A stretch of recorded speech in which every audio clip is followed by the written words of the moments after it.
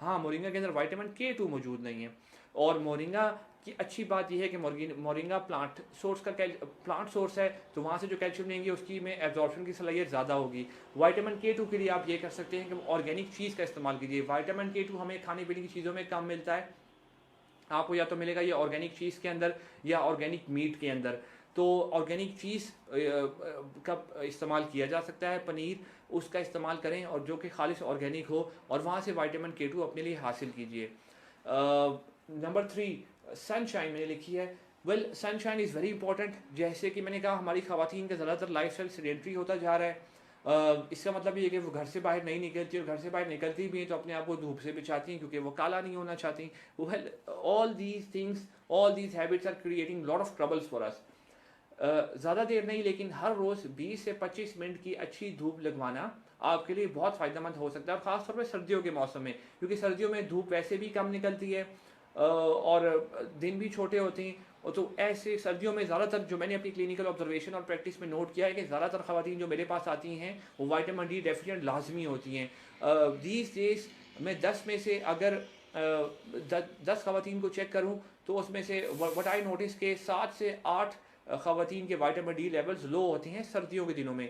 सो सर्दियों के दिनों में ज़्यादा एहतियात करने की ज़रूरत है, और अगर सर्दियों का मौसम है और आप धूप नहीं लगवा पा रहे, तो बेहतरीन टाइम है असर के बाद का। सुबह का टाइम बहुत बेहतरीन होता है जब सूरज निकल रहा होता है, या वो टाइम बहुत बेहतरीन होता है जब सूरज डूब रहा होता है। सर्दियों में सुबह के टाइम धूप लगवाने का मशवरा नहीं दे सकता क्योंकि बहुत ठंड होती है। सो बेहतरीन टाइम है कि आप असर से मगरिब तक के टाइम में धूप लगवाइए, और 20 से 25 मिनट धूप में बैठिए। हो सके तो कोकोनट ऑयल इस्तेमाल कीजिए। और मैंने जैसे एंड पे अगर आपने देखा हो तो ऑयल्स लिखे हुए हैं, रोजमेरी एंड जिंजर ऑयल। तो coconut oil, ginger oil organic essential oils के तौर पे, या फिर रोजमेरी ऑयल, इन ऑयल्स का इस्तेमाल कीजिए। अपने आस्तीने बाजुओं के ऊपर चढ़ा लीजिए ताकि आपकी बोन एक्सपोजर हो, आपका पूरा बाजू एक्सपोज हो सनशाइन से। इस तरह घुटनों से भी पांछे ऊपर उठा लीजिए ताकि धूप डायरेक्ट आपके बॉडी के पार्ट्स पे पड़ सके।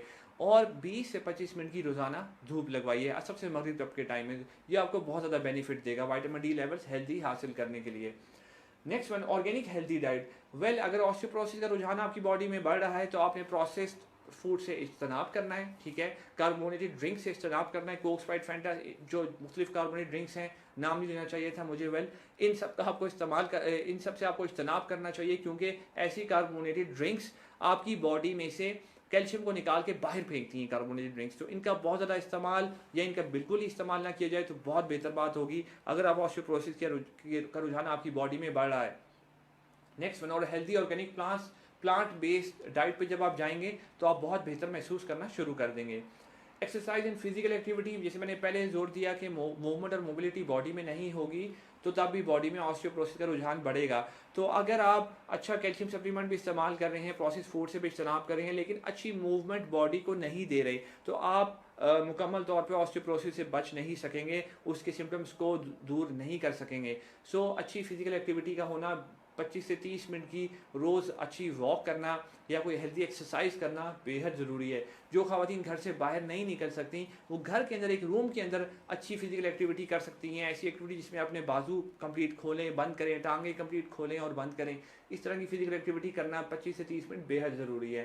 कोलेजन प्रोटीन, वेल, कोलेजन वो ऐसी प्रोटीन है जो हमारी बॉडी में सबसे ज़्यादा एबंडेंट पाई जाती है, हमारी बॉडी में सबसे ज़्यादा तादाद में पाई जाती है, और bone is basically made of collagen protein.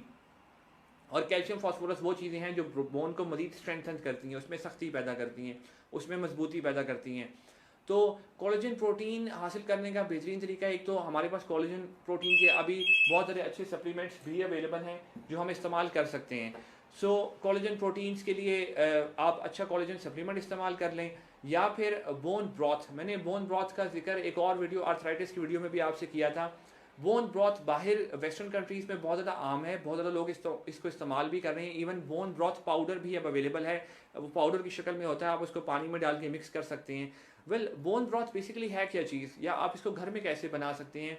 अगर आपके पास ऑर्गेनिक मीट अवेलेबल है, और ऑर्गेनिक मीट का मतलब ये है कि वो बकरा या वो भेड़ जो घास के ऊपर पली हो, ऑर्गेनिक चीज़ें खा के पली बड़ी हो, अगर आप ऐसी गोश्त को, ऐसे ऐसे जानवर के गोश्त को, उसकी हड्डियों को लेके पानी के अंदर 35 से 40 घंटे बॉईल करते हैं हल्की आंच पे। हमारे पाकिस्तान में उम्मीद तौर पे ऐसे पाइप पकाए जाते हैं, लेकिन पाए में और बहुत ज़्यादा चीज़ें डाली जाती हैं। It's a totally different thing. Bone broth के अंदर सिर्फ उन हड्डियों को 35 से 40 घंटे पकाया जाता है। इसमें कुछ सब्जियां शामिल की जाती हैं और जो सूप आपके पास बचता है उस सूप को हम बेसिकली बोन ब्रॉथ कहते हैं। मैंने बोन ब्रॉथ की कंप्लीट रेसिपी भी पेज पे शेयर की हुई है, आप उसको देख सकते हैं ये जानने के लिए कि बोन ब्रॉथ एग्जैक्टली कैसे बनाया जा सकता है। बोन ब्रॉथ बहुत हाईली बेनिफिशियल है मुख्तलिफ मेडिकल कंडीशंस में। ऑस्टियोप्रोसिस के अलावा आर्थराइटिस के पेशेंट्स के लिए बहुत बेहतरीन चीज़ है, ख़ास तौर पे उन बूढ़े अफराद के लिए। वो बूढ़े लोग जो ठोस ग़िज़ा हज़म नहीं कर सकते, हज़म नहीं कर पाते, खाना पीना उनके लिए मुश्किल हो जाता है, ऐसे बूढ़े अफराद के लिए भी बोन ब्रॉथ बहुत बेहतरीन है। उनको इंस्टेंट एनर्जी देता है, इंस्टेंट तवानाई देता है। और बढ़ते बच्चों के लिए, जो बच्चों ग्रोथ के पीरियड में हैं, टीन एज के पीरियड में हैं, उन बच्चों के लिए भी बोन ब्रॉथ बहुत बेहतरीन चीज़ है। तो ऑस्टियोपोरोसिस की अगर आप शिकार हैं, कोलेजन प्रोटीन हेल्दी हासिल करना चाह रहे हैं, तो बोन ब्रॉथ का इस्तेमाल कीजिए। आपको इंस्टेंट एनर्जी देगा, तवानाई देगा, कोलेजन प्रोटीन्स के हेल्दी लेवल्स आपकी बॉडी में आएंगे, जो आपकी बोन्स के लिए बहुत बेहतरीन और फ़ायदेमंद है। Last but not least, essential oils जिनका मैंने पहले भी जिक्र किया, जिंजर प्लस रोजमेरी ऑयल।